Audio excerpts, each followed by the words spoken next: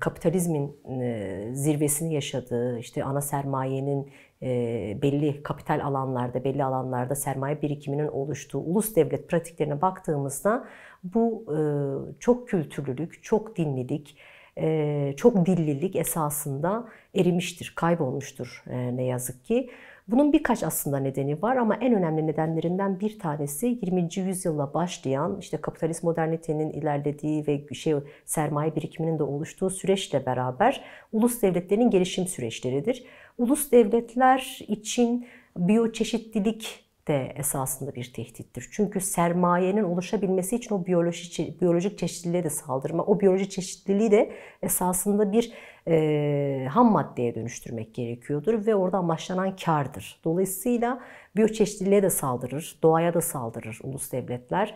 Aynı şekilde çok kültürlü olan, çok dilli olan yapılar da onların ana hedefleridir. Onlar için ulus devletin kendini var edebilmesi için toplumun homojen olması gerekiyordur. Yani heterojen yapı, çok çeşitlilik, çok renklilik dediğimiz çok kültürlülük esasında bir tehdittir. Çünkü kontrol edilemezdir.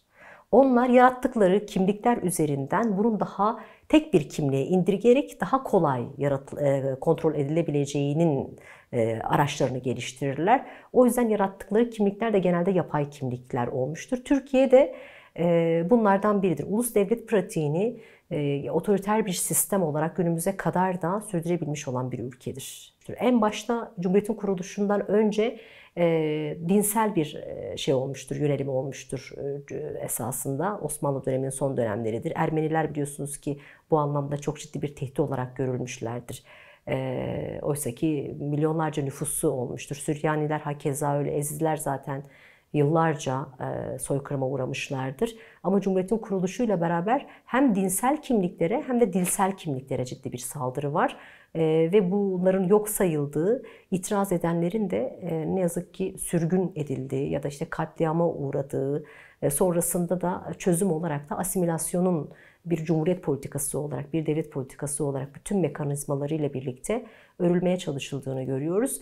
Çünkü cumhuriyet yani başka kimliklerin varlığını kendi yok olma sebebi olarak görmüş. Kendi varlığını da onların yok etmesi üzerinden de kurguladığı için haliyle bu kimlikler bugüne kadar, günümüze kadar bir devletin ana hedefi, ana saldırısına maruz kalmışlardır. Yani Kamber Ateş nasılsın ifadesi bizim için çok önemli bir başlangıçtır. Öncesi de vardır esasında. Çünkü o bu dilin inkarını bir öykü üzerinden, bir hikaye, çok basit belki hikaye üzerinden anlatmıştır. Bunun gibi sayısız hikayelerle hayatımız doludur. Yani biz Kürtçe dilinin ve diğer bu ülkede konuşulmuş olan ana dillerin bu dili konuşan halklar tarafından zorunlu bir eğitim dili olarak kullanılması gerektiğini düşünüyoruz. Ve bunu kamusal alanda da mücadelesini veriyoruz biliyorsunuz.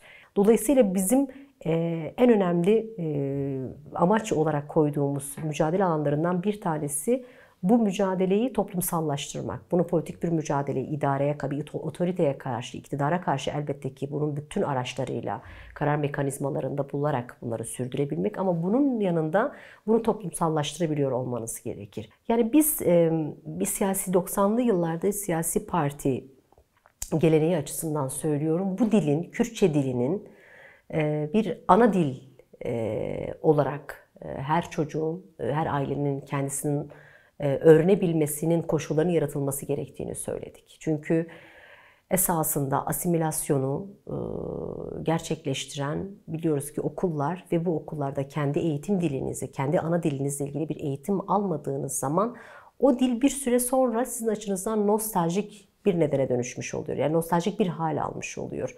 Şimdi zorunlu eğitim deyince biz tabii ki dilimizi öğrenelim demiyoruz. Biz kendi dilimizi evet öğreneceğiz ama biz dilimizle beraber diyoruz ki fizik dersinde dilimizi öğrenelim. Yani fiziği kendi dilimizle öğrenelim diyoruz. Biyolojiyi hakeza öyle, matematiği kendi dilimizle öğrenelim diyoruz.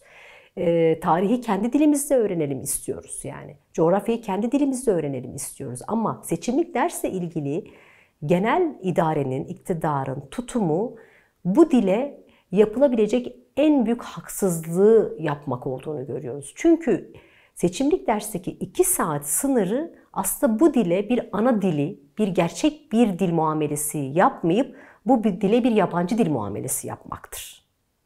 Bakın, Türk eğitim sisteminde 4. sınıftan hatta 2. sınıftan liseye kadar zorunlu İngilizce dersi vardır. Değil mi? Ve bu 3 saat, 4 saat, yani 4 saat, hatta bazı okullarda değişiyor. Özel okullarda bunun sayısını çok daha arttığını biliyoruz. Bu zorunludur. Yani bu sizin seçimliğinize bırakılmamıştır. Sizin seçiminize bırakılmamıştır. Ama kimse İngilizce öğrenememiştir.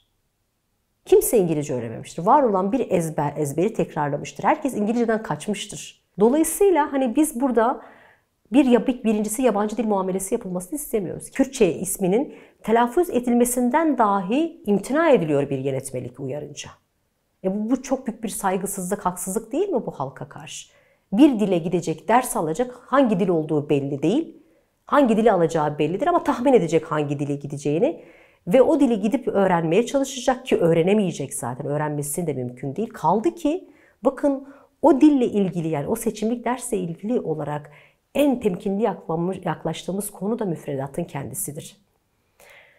2 saatlik bir süre içerisinde haftalık müfredata baktığınızda alfabeyle başlıyor, Kürtçe şehir isimleriyle bitiyor. Yani bir şey öğrenemiyorsunuz aslında. Alfabeyi de siz dışarıda çok rahat öğrenebilirsiniz.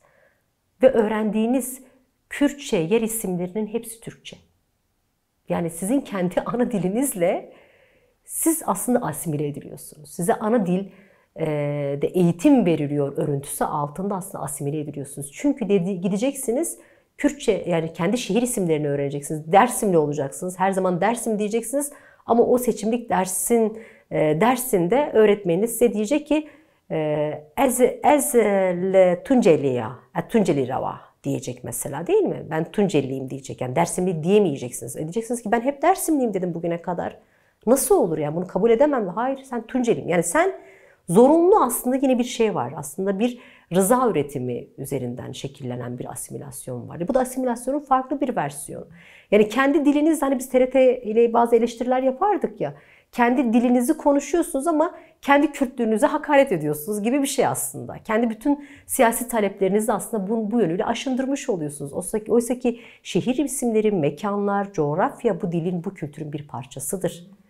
Bir hafızasıdır. Yani o yokmuş gibi asimilasyoncunun aklıyla bunu siz ifade edemezsiniz yani.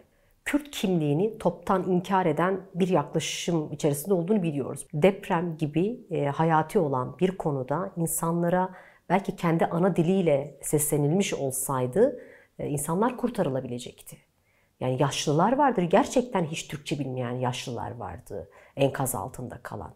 Ama devlet o kamusal hizmeti, yani yaşam hakkını bakın doğrudan ilgilendiren bir konudaki hizmeti dahi Kürtlere kullandırtmadı. Dolayısıyla hani idarenin şu dünkü fotoğrafına baktığımızda tam riyakarlığın bir fotoğrafı. Kürtlerin bunu iyi okuması gerekiyor. Yani gerçekten oy devşirmek adına, oy devşirmek için bu halkın onuruyla oynanmaz. Buna halkımızın izin vermemesi gerekiyor. Seni toptan inkar edecek. 2 gün önce havaalanında kendi ana diliyle konuştuğu için 2 saat boyunca bekletilmiş, kendi soruna çözüm olmamış bir Kürt anası ayrımcılığa maruz kalıyor, kötü muameleye maruz kalıyor. İşte bunu dile getirmeye çalışan kişi var sosyal medyada. Bu sefer onun üzerinden bir kara propaganda çalışması yürütülüyor. Oysa ki biz biliyoruz ki kamusal hayatın her alanında bu ayrımcılık var. Yani yetişkininden tut, çocuğundan tut, yetişkinine kadar, yetişkinden tut, yaşlısına kadar biz bu ayrımcılığı yaşıyoruz. Dolayısıyla hani hükümetin bu anlamda bir iki Kürtçe kelime ile kendini Kürtlerin gözünde şirin görülmeye çalışmasını iyi okumak lazım. Kürtlerin bir kere bunu iyi görüyor olması lazım.